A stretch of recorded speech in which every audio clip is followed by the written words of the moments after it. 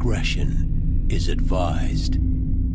Hey everyone, this video is brought to you by Audible. Audible is offering you a free audiobook with a 30-day free trial membership. All you need to do is go to audibletrial.com/bgunlocked. The link is in the description below, and now enjoy the video. Hey everyone, welcome to the discussion for the solo variant of Root with the Clockwork expansion. So, the reason why I'm doing another discussion and another run through for Root is because they seem to have actually worked on their solo variant with this expansion. The expansion that came with, a Automa for the Mechanical Marquise, the Eerie, the Woodland Alliance, and the Vagabond. So the four main factions.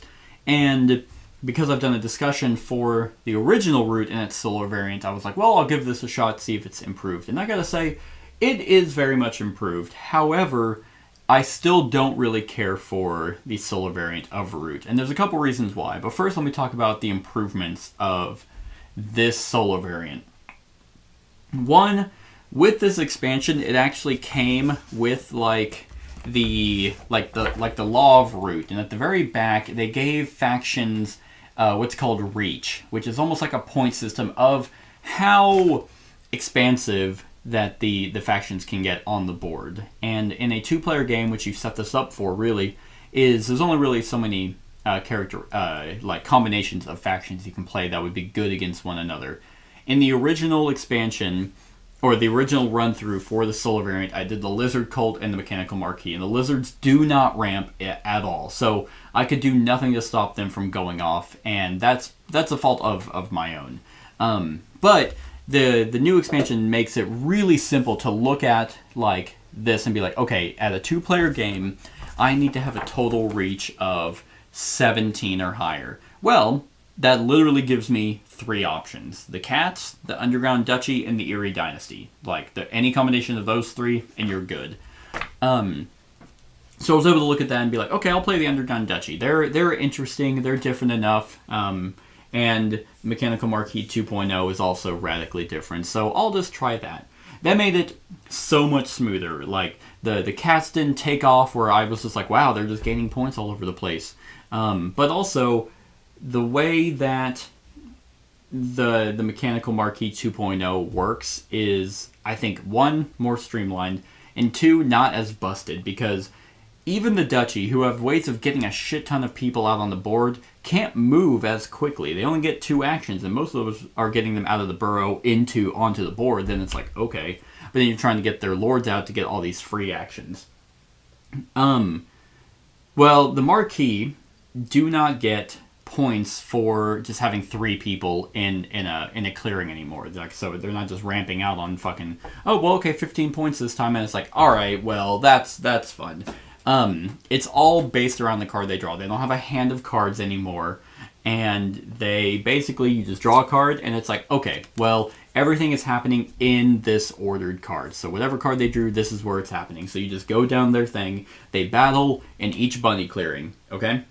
They recruit in each bunny clearing. They build, depending on what this is, which you can tell this is going to be a workshop because it's a bunny clearing. Then they move all but three from those two places with the most enemies. Then they will expand if they didn't place a building.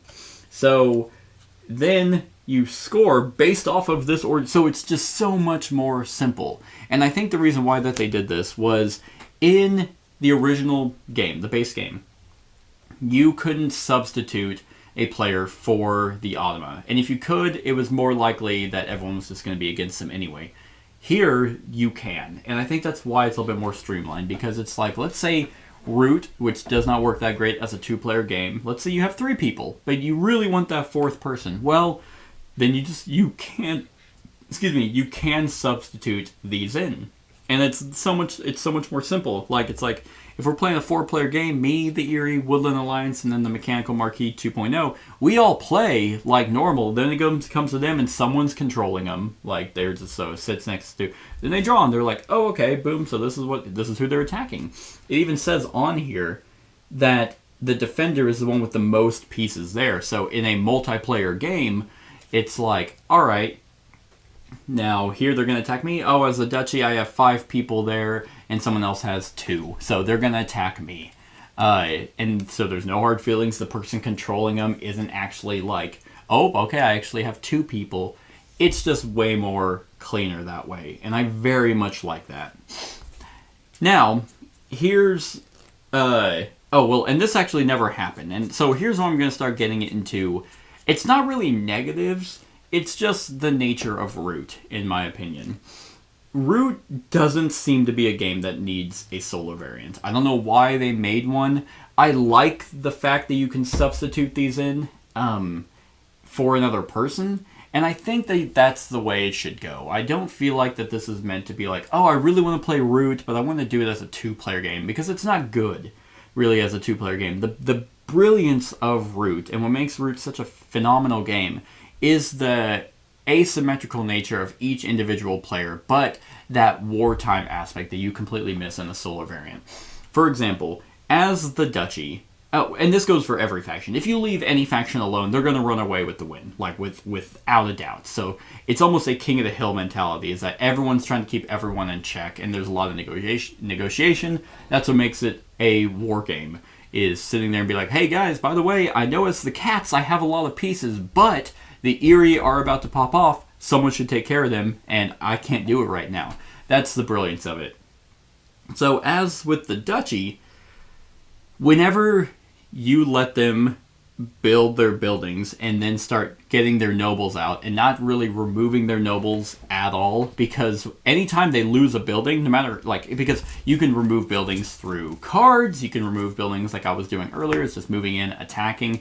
Like, in all reality, because I happen to have the most people in, like, this fox clearing, no one, like, the Mechanical Marquis would never be smart enough to come up to a number 2 and attack my lone duchy there with the 2 buildings. Because why would they? They see the most pieces there, and they're going to move there, because that's just how so you can very much game the Automa. But a human player would be like, oh, okay, well, you clearly have more pieces there to defend. I'm going to go to the one that you don't have any defense. You have 1 guy in 2 buildings. And as the Duchy, I know that if you lose a building, you have to lose your lords or your highest person. You don't lose points from that, but you lose a potential crown, so the recruiting is less. But they come back. So if he went and attacked and removed 2 buildings, well, that's 2 people I'd have to lose. And, let's see, whenever any number of duchy buildings are removed, return your sway. Okay, so it's actually not for each building, which is good. But it's like, oh man, well, I have 2 lords out, so I guess I'll get rid of the one with all the tunnels on the map. He would come back, but the crown would be gone, and that would mean that I would be able to recruit less lords in the future, and the buildings are coming back. So the fact that the Automa, the Mechanical Marquis, wouldn't think to do that is just not really a fault of, like, I mean, it is, because it's not like that fun. It was almost like this one was way too easy, whereas the last variant was way too hard. And that could have just been the faction selection that I chose.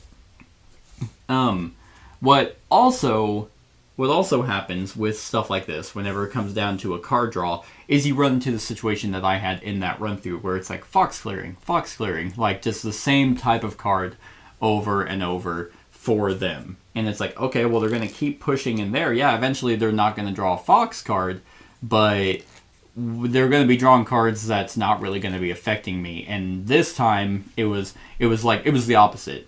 Like, I was the faction that was running away and they couldn't catch up. But granted, they still got 16 points. That is over half of the the required 30. And for a while we were going back and forth, but once I started getting my lords out, my nobles, and it's like, oh, okay, well, now they're not attacking, they're not removing buildings. It's just one of those things. What they do is they have an escalated daylight, which if they draw a bird card, and here's another good thing about this faction, other than the last one, was if it was a bird card on the other one, they got to do everything everywhere. It meant every clearing that they controlled. That was horrible. Made 0 sense. Here, it's like, okay, well, it is still like that. They battle in each clearing. So a wild card is very powerful for them. But they don't just have a hand of cards. It's all based off luck of the draw. So it's like, if it's like, boom, okay, so now they're going to battle in each clearing. If this happened more, I wouldn't have ran off as much, because then it's like, okay, well, there's 1, 2, 3, There's 3 clearings this time versus if they just drew 1. There's a mouse, a bird, and a bird. If they drew a bunny card, nothing's happening. Then they recruit 2 warriors in each clearing. 2 warriors each in the 2 clearings they rule with the lowest priority. Luckily with this, they actually came with priority tokens to show, okay, highest priority and lowest priority, so you could visually see it. That's also very nice. And then they build, then they move. And then whenever they move, where they move to, they do another battle. So the escalated daylight cards are really powerful for them. But it's just a matter of if they draw it or not. Then they go to their scoring. Now, normally their scoring is based off of, the order card that they drew. But if it's a wild, they score points based off of the one that's going to score them the most. In this case, it was Sawmills. That would have gotten them 2 points. So, I mean, in a deck that has 1, 2, 3, 4, 5, 6, 7, 8, 9, 10, 11, 12, 13 bird cards. And the deck's, I don't know how many cards there are here, but 13. They shouldn't be doing it all the time, and I very much got lucky based off of the fact that I was drawing them before they were. I mean, each draw, though, I was sitting there and I was like, oh, God, thank God it's not a bird, because that would cause them to be a little bit more aggressive. Here, they were very mild, and slowly you could tell that they were starting to move up. But at that point, I just had so many out that I was like, okay, yeah, start killing my people. I have the warriors to be able to defend my buildings. Don't get me wrong, I still like this vastly better than the original. But the original was so bad that it's like any improvement would have just been better. But what this does make me want to do, and actually there's a couple things you can do. For each faction, each of the 4, they come with like traits. And you can put as many of them out as you want. There's 4 of them. Here, I'll pull them out for the cats. So they had Iron Will. When you recruit in Escalated Daylight, you place double the warriors. Okay, well, that never happened. Like, they never did an Escalated Daylight. But they have Blitz. After you move, find the clearing you rule of highest priority with no enemy pieces. Move all but 1 warrior from that clearing, then battle in the designated clearing. Alright. Fortified, your buildings each take 2 hits to remove. Taking a single hit with a building has no effect. That would have been good for them. And then Hospitals. At the end of battle as a defender, if 2 or more marquee warriors were removed in the battle, place 2 warriors in the clearing with the keep token. So, like what their initial actual ability is. So there's 4 traits for that. You can put any number. You can put all 4 out, you can put 2, or whatever. Then they have 4 difficulty levels. They have Easy. When they recruit, they only place 2. Challenging, well, the default, and that's what this was. I played it as default. Then they have Challenging. When they recruit, also place 2 warriors in the ordered clearing you rule of highest priority. And then Nightmare. When you recruit, also place 2 warriors in the ordered clearing you rule of highest priority. At the end of evening, score 1 victory point. So there's that. And then each of the factions have that. Each of the 4. They have, the 4 for the Woodland Alliance, 4 for the Eerie, and then 4 for the Vagabonds, but they also have their 3, the 3 actual things, Thief, Tinker, and Ranger. So that is actually pretty interesting and pretty fun, depending on, how you want to play. So you do have some variety. And depending on how you want the Automa to play in a multiplayer game, you can change it up that way. So it's like, okay, well, we want them to be as human-like as possible. Let's put them on Challenging and give them 3 traits. Give them their Hospital one because, they would have that anyway. And give them, the ones that let them, the Iron Will and their buildings take 2 hits. Let's see how that works. But what's also pretty cool is with the law of logistics, you can actually play this fully cooperative. Like, they made a fully cooperative mode, so you can put it on Challenging with all 4 traits and everyone's working against them. So I think that that's pretty fun. I mean, overall, they did improve the game. It's very hard for a solo variant, like an AI player, to replicate a human one, because a human one can understand the concepts of strategy and tactics and sit here and be like, okay, well, I'm not going to be recruiting in these places over and over and over again. I'm going to be recruiting where I think they're needed, and then move to attack you. Because like over here, the top 3 where I started, and then the 2 adjacent places to that, those would have been the weakest ones to cause me to remove my squires and slow down my point generation. Go after my buildings so I'm not getting any points off my lords and things like that. So they won't think like that. But overall, I didn't hate my time here, so it's something that's there. But I would probably not be playing Root as a solo experience. I would definitely give it a shot as putting them in to replicate a person in a multiplayer game and see how that would work. But let's see, on a scale of 1 to 10, I believe I gave my initial, like I think the initial discussion, I gave Root Solo Variant a 4. I'm going to give this a 6. It is slightly above average. They did put in some effort and made it a little bit more streamlined, a little cleaner. A lot of options if how you want the AI to play. But ultimately, like I said, Root is meant to be played with actual people. And, I mean, hell, even Root's good as a 3-player game, depending on, your combinations, which last time I played was with the Cats and the Duchy and then the Corvid Conspirators, the 2 new factions, and that was a blast. And then 4 players is awesome. So 3 to 4 is the sweet spot. If you have 2, that's what makes us brilliant. You can put them in and see how it works if someone else is controlling it, but still it's a third body. But I think a 6 is a pretty respectable ranking. And that's it, everyone. That's my thoughts on the Root Solo Variant with the Clockwork expansion. Let me know what you think in the comments below. Other than that, like, comment, share, and subscribe, and have a wonderful whatever time of day it is for you. Hey everyone, thank you for watching, and I really hope that you enjoyed the video. If you would like to see more of my content, go ahead and click that subscribe button and the bell to be notified whenever I upload any new content. If you feel like supporting the channel, you can go ahead and click that Patreon link to be taken to my Patreon, and any help is truly appreciated. Other than that, stick around for any other run-throughs or reviews or cool top 10s or whatever I feel like putting on. Other than that, like, comment, share, and subscribe, and have a wonderful whatever time of day it is for you.